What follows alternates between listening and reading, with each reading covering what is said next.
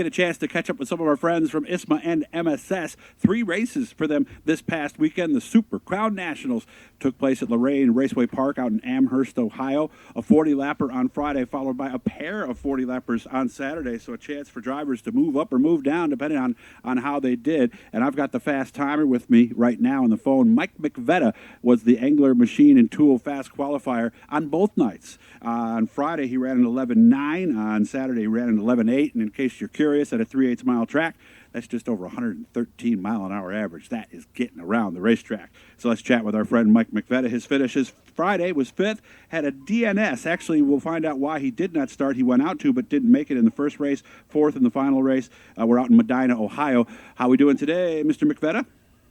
Doing good, Doug. How are you? Not too bad. So how was the weekend overall? And we'll get to what happened on that first race in a second. But how was it overall? There were a lot of positives, but I think overall we're a little bit disappointed. We practiced at Lorain a month or so ago, and we were really good, and we time trialed really good, ran in the heat really good, but just couldn't get it together for 40 laps. So a little bit of tweaking to do to get us ready for the next one. Okay. 5th place on the Friday night race. What was going on there? Where did we start? How did we end up in 5th? We started 10th, got into 5th, and had a little bit of, a quarter track or so to run down 4th. And, the car was just awesome on the outside to get to 5th. And, once I got to Otto, who was running 4th, I put it on the outside like I had been, and she just jumped sideways. So really? I don't know, too much tire wear. Didn't really change a whole lot with the setup of the car from last year, so a little baffled, but we'll go back to the books and see what we can do to make it a little better for the next one. Well, the 40 laps, that's kind of an in-between. I mean, it's not like a longer distance race where I think you would be in tire save mode the whole time, but you still have to be aware of it, right? I don't think anybody was in tire save mode. Oh, no, they were going for it, huh? Yeah, even the twin on Saturday. I mean, yeah. It was just go as best you can, because it's a little track. It can be challenging to pass that. So when you see an opportunity, you got to go for it. Okay. Is it hard on tires? I didn't think so until this year. But again, it could be a setup thing. We've been trying some different things with shocks that maybe we got a little too aggressive with. I'm not sure. But we'll see. We'll make adjustments and see what happens. Okay, so 10th to 5th on Friday after being the Engler Machine and Tool fast timer. So now we're on Saturday. We're ready for the first race. Once again, you got the fast time. But you said we had a problem as soon as you hit the racetrack for the feature. Yeah, we did. We pushed off. All was good. We're scrubbing tires, and all of a sudden I felt something. And, we've had issues, with this car and the car prior with various different issues, making stuff a little O2 thin in the left rear corner, and sure enough, we broke part of the torque arm that locates the rear end on the pace lap. So you could feel it shifting side to side, kind of, or? Yeah, I could feel the drive shaft binding up. Oh, okay. So it and in a way, it's really good it happened when it did, because if it happened whenever we went green, I mean, it would have destroyed the entire drive line. Really? Who knows what kind of pileup we would have had. I was starting 7th. So, it was almost a godsend that it happened on the pace lap and didn't hurt anything else. Well, what would it do? Would it have sent the car into a shear or something like that? Or would you have just like lost drive? What would have happened?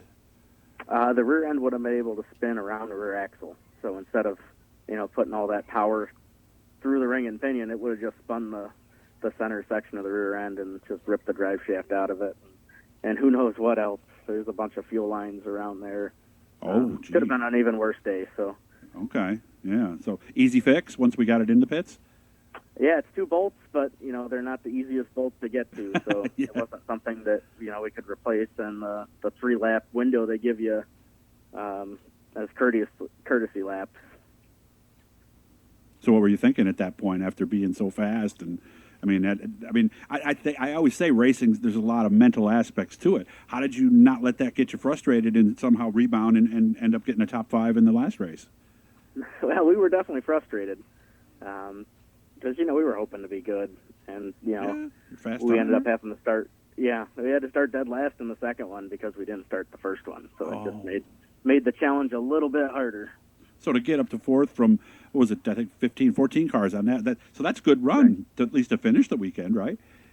Yeah. It's certainly, not nothing to hang our hats on or be, Right. terribly upset about. We just had such high expectations going into it that we were hoping to do a little better than we did. And, that kind of not starting the first race completely took us out of the little Super Crown point series that we had won the year prior. Mm-hmm. Yeah, I remember, I think we talked about that at Oswego, how with 3 races like that, all it takes is one bad race to pretty much almost end your season. But you weren't running for the championship anyway, right? Right. Well, this is a separate little mini series just for the 3 Lorain shows. I see. Over the 2 days. So that's what our big goal was. We wanted to win that. Oh, absolutely. Okay, all right. But now we got some time off. Tell me we won't be at Oswego on the 29th. We won't. My kids are, on year 2 of quarter midget racing, and we've kind of made the decision to focus on them and develop the next generation. Which there's always going to be a conflict, and the conflict is Oswego in a couple of weeks, so we'll be running quarter midgets at Toledo. Okay, but we're back for Berlin. You told me. Yes, yeah. Jeff Striegel runs such an awesome show at Berlin. Yeah. That's one of those can't miss weekends. As a owner or a driver. Mm-hmm. I mean, everything up there is top notch. He treats us like royalty. Hats off to Jeff and his team for the show he puts on for us every year. The Great Lakes Classic, 3rd annual. Night 1 will be a 40-lapper on July 12th.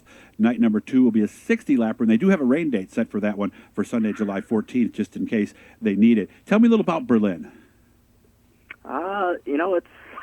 It's a unique track. It's a 7/16. It's kind of round. It's 7/16, okay. Yeah, it's really weird on how you race it. Yeah. You drive out of turn 4, like on the concrete apron where it's flat.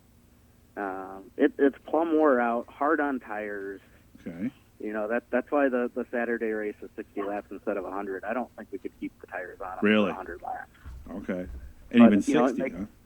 Yeah, 60 is tough, and it just makes them awesome racing because Yeah. you get tire wear.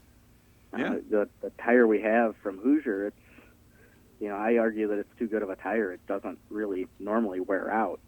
So you don't get that. Oh, you got a rabbit, and then you got the guy that's patient and waits. You don't have that game. No. But at Berlin, you sure do. Okay, so it's old school almost. All Yeah, right. I like that. So thinking man's race out at Berlin. Absolutely. So you're gentle on that gas pedal and playing all the strategies you can, not just to finish, Absolutely. but try to get as many cars as you can. So Right. all right. Remember ISMA Supers. I don't know whether you guys are watching this through their page or through the YouTube, but one way or another, make sure to subscribe. Keep looking for more cool stuff. We'll have a lot of stuff coming up, obviously, from Oswego, and we still have some more stuff coming up for Lorain, too. So I know you're a busy man, Mike, so thank you for your time, and hopefully we'll chat again real soon. All right, sounds good, Doug. Appreciate it. Again, ISMASupers.com. Oswego on the 29th, Berlin on the 12th and 13th. It is that time of the year.